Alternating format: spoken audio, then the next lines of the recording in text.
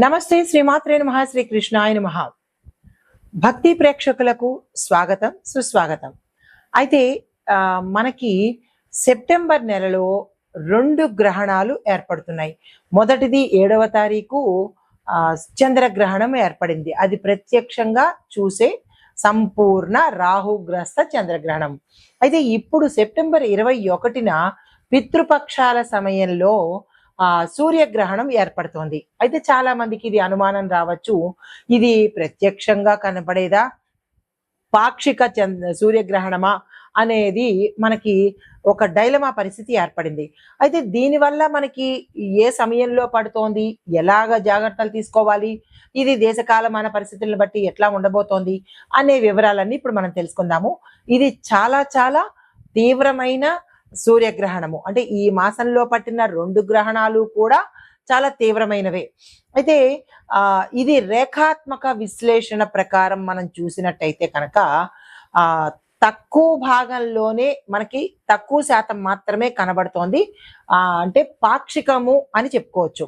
అయితే ఈ గ్రహణము ప్రధానంగా దక్షిణ గోళంలోనే ఏర్పడుతోంది. అక్కడ మాత్రమే స్పష్టంగా కనబడుతోంది. అంటే దక్షిణ గోళం అనగానే ఏ దేశాలు వస్తాయంటే కనుక న్యూజిలాండ్, ఆస్ట్రేలియాలోని తూర్పు ప్రాంతము అంటే ఈస్ట్ సైడు, అంటార్కిటికా, దక్షిణ పసిఫిక్ ప్రాంతాలలోనూ కనబడుతోంది. అంటే ఎక్కువ భాగం అక్కడ కనబడుతోంది. భారతదేశంలో మాత్రం మనకి ఇది కనపడే అవకాశం లేదన్నమాట. అయితే అక్కడ పరంగా అంటే అక్కడ వాళ్ళకి కూడా తెలియాలి కదా ఈ అంశాలు. ఇది మొదటి స్పర్శ అంటే ఫస్ట్ టైము మనకి యూటీసీ స్టాండర్డ్ ప్రకారము 17.30 ఈ సమయంలోను, అంటే వాళ్ళ టైం ప్రకారము. అయితే కనిష్ట గ్రహణము 19:43 యూటీసీ ప్రకారము. చివరి స్పర్శ ఆ సమయము 21:54 యూటీసీ ప్రకారంగా. అంటే ఈ సమయాలు మనకి ఐఎస్టి అంటే ఇండియన్ స్టాండర్డ్ టైమింగ్స్, ఇది వాళ్ళ టైమింగ్స్ కాబట్టి అక్కడ చూసే ప్రేక్షకులకు ఈ సమయాలను అందుబాటులోకి ఇచ్చానన్నమాట. అయితే మరి ఇది ఎలాంటి ఫలితాలు ఇస్తుంది, అక్కడ వాళ్ళకైనా ఇక్కడ వాళ్ళకైనా మొత్తం అందరూ మనుషులే కదా, అందరికీ రాసులు ఉంటాయి కదా, అందరికీ నక్షత్రాలు ఉంటాయి కదా. కొంతమందికి తెలియచ్చు, కొంతమందికి తెలియకపోవచ్చు. అయినప్పటికీ ఈ గ్రహాలకి మనుషులు ఒక్కటే కాదు, నేచరు కూడా ఇందులో అనుభవిస్తోంది. అంటే మనుషులేపాటి కనుక, కాబట్టి ఇది ప్రతి ఒక్కళ్ళకి, ఏ కులమైనా, ఏ మతమైనా, ఏ దేశమైనా, ఏ ప్రాంతమైనా సరే ఇవి అనేవి జరుగు తీరుతాయి. కాబట్టి ఇది నాకు వర్తించదు, మా దేశానికి వర్తించదు, మా వాళ్ళకి వర్తించదు అనేది లేదు. మనిషి అనే ప్రతి ప్రాణికి వర్తించేదే. అయితే మరి జాగ్రత్తలు తీసుకోవాలి. ఈ పాక్షిక గ్రహణము కన్యా రాశిలో సూర్యుడికి సంబంధించి ఏర్పడుతోంది కాబట్టి మరి శాస్త్ర సంబంధిత ఆస్ట్రాలజీ ప్రకారము కొన్ని మార్పులకు దారితీస్తుంది. అది ఏ ప్రాంతమైనప్పటికీ చాలా చేంజెస్ వస్తాయి. గ్రహణాలు అంటేనే చేంజెస్ వస్తుంది, ప్రకృతిలోనూ మనిషిలోనూ కూడా. అయితే మరి ఎలా ఉండబోతోంది, ఏం పరిహారాలు చేసుకోవాలి అంటే కనుక ఈ గ్రహణ సమయంలో ఆహారం తీసుకోవడం అనేది నిషిద్ధము. అది రూల్డ్ అవుట్, అది దాన్ని కాదనలేని సత్యము. అయితే వ్యాయామాలు చేయడము, వర్కౌట్స్ చేయడము, నాకేంటి పర్వాలేదు అని అనుకుని వర్కౌట్స్ చేయడము, ఇలాంటివి ప్రకృతికి కానీ ధర్మానికి కానీ లేదా గ్రహాలకి కానీ ఎదురు పెడితే పరిణామాలు మనకి తెలుసు ఎలా ఉంటాయో. అయితే ప్రముఖమైన నిర్ణయాలు తీసుకోవడం కూడా మనం ఈ సమయంలో చెయ్యరాదు. అంటే ఆ నిర్ణయాలు వికటిస్తాయన్నమాట. గ్రహణం అంటేనే చెడు కదా, కాబట్టి ఆ చెడు సమయంలో, టాక్సిక్ సమయంలో ఎటువంటి పనులు చెయ్యకూడదు. ఏ పనులు చెయ్యాలి అంటే కనుక మంచి పనులు చెయ్యండి. అంటే దైవధ్యానము, మంత్రధ్యానము, లేదా అంటే మంచి మంచి దానాలు ఇలాంటివి చేసుకోవాలి. అయితే మరీ ముఖ్యంగా ఈ మిథున, కుంభ, ధనస్సు, కన్య, మీనము ఈ రాశులలో ఉండే వాళ్ళకి ఎక్కువగా ప్రభావం చూపిస్తుంది. అది ఏ దేశంలో ఉన్న వాళ్ళైనా సరే, అమెరికాలో ఉండనండి, న్యూజిలాండ్లో ఉండనండి, పసిఫిక్లో ఉండనండి, భారతదేశంలో ఉండనండి, ఎవరికైనా ఈ గ్రహాలు, రాసులు, నక్షత్రాలు కామను. అది కాదు అనడానికి దాన్ని పరిమితికి మించి ఎవరు లేరు కదా, పుడుతున్నారు కదా. ఆ పుట్టినప్పుడు సమయం ఉంటుంది, నక్షత్రం ఉంటుంది, గ్రహం ఉంటుంది, ఇవన్నీ ఉన్నప్పుడు ఫలితాలు కూడా ఉంటాయి కదా. కాబట్టి నాన్ సెన్స్ అనడానికి ఇక్కడ అవకాశం లేదు. అనుకుంటే అది అప్ టు యూ. అయితే ఏ రాశుల వాళ్ళకి ఎక్కువగా చూపిస్తుందంటే మళ్ళా చెప్తున్నాను, మిథునము, కుంభము, ధనస్సు, కన్య, మీనము ఈ గ్రహణ సమయంలో ఏ దేశంలో ఉన్న వాళ్ళైనా జాగ్రత్తలు పాటించుకోండి. అయితే ఎవరెవరికి ఎలాంటి ఫలితాలు ఇస్తోంది, దేశకాలమాన పరిస్థితులను బట్టి ఎలా ఉండబోతోంది అనేది మీకు సవివరంగా తెలియచేస్తాను. అయితే ఈ రాశులకి ఎలాంటి జాగ్రత్తలు తీసుకోవాలి అంటే కనుక, ముందుగా జాగ్రత్తలు ఏం తీసుకోవాలంటే, గ్రహణ సందర్భంగా నిర్ణయాలు తీసుకోవద్దు, ఆర్థిక వ్యవహారమైన లావాదేవీలు జరపవద్దు, బాధ్యతలు ఏదైనా అంటే ఆ సమయానికి చేయవలసిన పనులు వాయిదా వేసుకోండి. తర్వాత పరిహారంగా ఏం చేయాలంటే, సూర్యోదయం అయిన తర్వాత సూర్యుడి జపము, సూర్యుడి ఆరాధన, సూర్యుడి మంత్రము చేసుకోవడము, అనుష్ఠానం చేసుకోవడము, దాన ధర్మాలు చేసుకోవడము ఇలాంటివి చేసుకోవాలి. అయితే ఈ సమయంలో మీరు నిష్టగా నియమంగా ఉండాలి. ఏది పడితే తినేయడము, మాంసము, మద్యము, ఇంకా ఇతరత్ర చెత్త చెదారాలు ఇలాంటివేవి పాటించకండి. దాని ఇంపాక్ట్ కూడా మీరే అనుభవించవలసి వస్తుంది. అయితే వీటి పరంగా మరి ఇవన్నీ ఎలా ఉన్నాయి, మనుషులకి ఎట్లా వర్తిస్తాయి అంటే, మేషాది ద్వాదశ రాశుల వారికి ఎలాంటి ఫలితాలు ఇస్తోంది అనే అంశాన్ని ఇప్పుడు కూలంకషంగా తెలుసుకుందాం. అయితే జ్యోతిష శాస్త్రంలో గ్రహాలకి గ్రహాల సంచారానికి ఎంత ప్రాధాన్యత ఉందో అంతే ప్రాధాన్యత గ్రహణాలకి కూడా ఇవ్వబడింది. అయితే ఈ నెలలో అనగా భాద్రపద మాసంలో సెప్టెంబర్ నెలలో మనకి వచ్చే ఈ గ్రహణాలు ఈ రెండు కూడా అశుభ ఫలితాలనే ఎక్కువ శాతం ఇస్తున్నాయి. కాబట్టి ప్రతి ఒక్కళ్ళు జాగ్రత్తలు తీసుకోండి. అయితే సెప్టెంబర్ 21 ఆదివారం పడింది. ఆదివారము, అందులోనూ సూర్యగ్రహణము విశేషమైన ఫలితాలు కొంతమందికి ఇస్తే, విశేషమైన చెడు ఫలితాలు కూడా కొంతమందికి ఇస్తున్నది. అయితే ఇవి భాద్రపద అమావాస్య రోజున మనకి చంద్రగ్రహణము పౌర్ణమి రోజున మొదలైంది. గమనించారో లేదో, మనకి ఇది ఆదివారము, అమావాస్య, సూర్యగ్రహణం ప్రారంభమవుతోంది.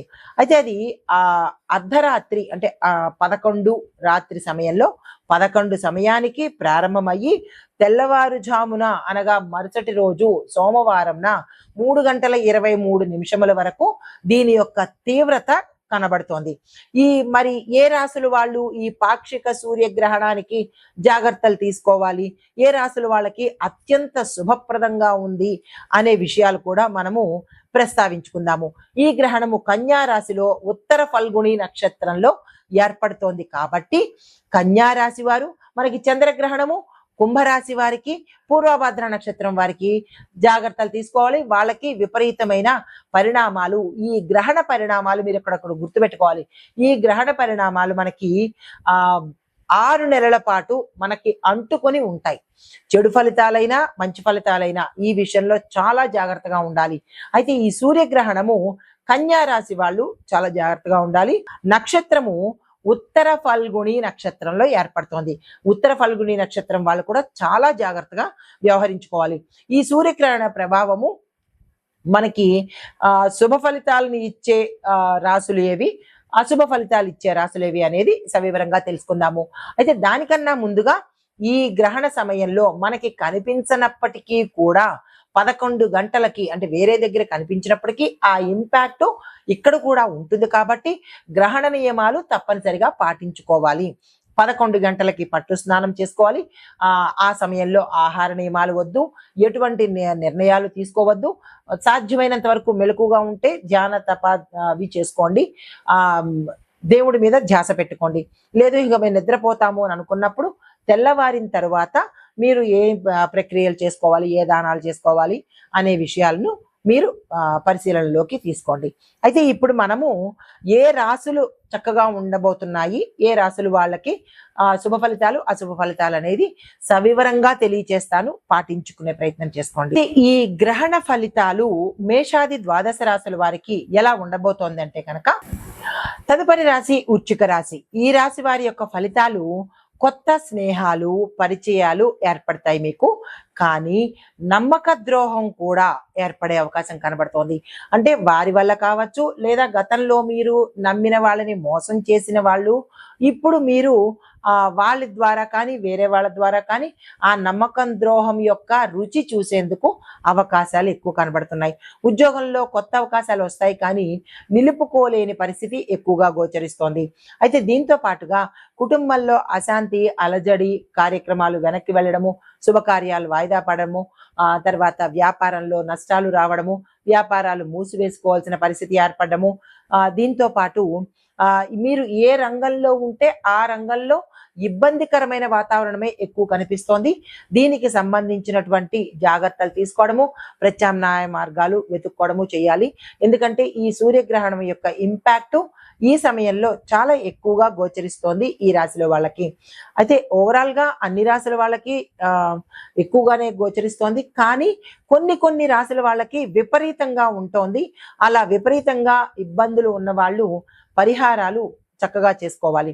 అయితే కనుక వివాహం కోసం కానీ లేదా ఏదైనా శుభకార్యాల కోసం కానీ మీరు ధనము తెచ్చుకోవడం కానీ లేదా లోన్ల కోసం వెళ్ళడం కానీ అక్కడ ఏదైనా ఇబ్బంది జరగడం కానీ జరిగే అవకాశాలు కనబడుతుంది. అంటే ధనాన్ని మోసపోవడం కానీ పోగొట్టుకోవడం కానీ జరిగే అవకాశాలు ఎక్కువ కనబడుతున్నాయి. ఈ విషయంలో జాగ్రత్తలు తీసుకోండి. అయితే మీకు చెప్పదగిన దానాలు ఏంటంటే ఎరుపు రంగు వస్త్రాలు, ఖర్జూరము, గోధుమలు ఇవి కనుక దానంగా ఇచ్చుకున్నట్టయితే కొంత సానుకూలంగా ఉండే అవకాశం కనబడుతోంది. అయితే మీరు చేయదగిన పరిహారం ఏంటంటే ఆదివారం రోజు సూర్యనారాయణ మూర్తికి తాంబూలాన్ని సమర్పించి, అంటే సూర్యనారాయణ మూర్తికి తాంబూలం ఎలా ఇస్తాము అంటే కనుక యథావిధిన మిగతా భగవంతుళ్ళకి ఎలాగైతే ఇస్తున్నామో అలాగే ఇచ్చి ఆ తాంబూలాన్ని స్వామివారికి స్వయం పాకాన్ని సమర్పించుకొని ఏదైనా గుళ్ళో కానీ దేవాలయంలో కానీ పంతులు గారికి అంటే పూజారికి కానీ బ్రాహ్మడికి కానీ స్వయం పాక రీతిలో ఇచ్చుకున్నట్టయితే కనుక మంచి ఫలితాలు పొందే అవకాశం కనబడుతోంది. నమస్తే. అయితే ఓవరాల్ గా చూసినట్టయితే ఈ పాక్షిక సూర్యగ్రహణము కన్య రాశిలో జరుగుతున్నందువల్ల కన్య, మీన, మిథున, ధనస్సు, కుంభరాశి వాళ్లకు కొంత అంటే ధనస్సు మిశ్రమ ఫలితాలు, వీళ్ళని అంత ఇంపాక్ట్ కనిపించట్లేదు. ఎక్కువగా కనిపించేది కన్య, మీన, కుంభరాశుల వాళ్ళకి చాలా ఎక్కువగా తీవ్రమైన చెడు ఫలితాలను ఇస్తోంది. ప్రభావం కూడా తీవ్రంగా కనిపిస్తోంది. జాగ్రత్తలు తీసుకోండి. అయితే ఈ ప్రతికూల ఫలితాలు మనము ఉపశమనం చేసుకోవటానికి సూర్యారాధన తప్పనిసరిగా చేయాలి. దాన ధర్మాలు చేసుకోవాలి. వ్రతాలు, నోములు అంటే వ్రతము అంటే మరి సత్యనారాయణ వ్రతము, వినాయక వ్రతము అని కాదు. ఒక నియమం పెట్టుకొని నేను ఈ పని చేస్తాను, ఈ దానం చేసుకుంటాను, ఒక నియమ ప్రకారంగా చేసే పూజలు అన్నమాట. సత్యాచరణ ఉత్తమ పరిహారము. అబద్ధాలు ఆడడం కానీ, ఎవరినో మోసం చేయడం కానీ, ఇతర వాళ్ళని ఇబ్బంది పెట్టడం కానీ, ఇలాంటి ధర్మానికి విరుద్ధంగా చేసే పనులు ఏదైనా సరే విపరీతమైన పరిణామాలు చూపిస్తాయి.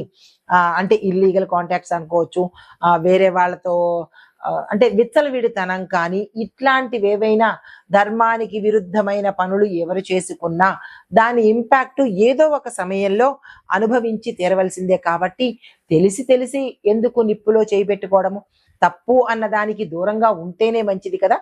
సో ఈ పరిహారాలన్నీ పాటించుకొని కొంతైనా సానుకూలమైన ఫలితాలు పొందాలి అని కోరుకుంటూ నమస్తే.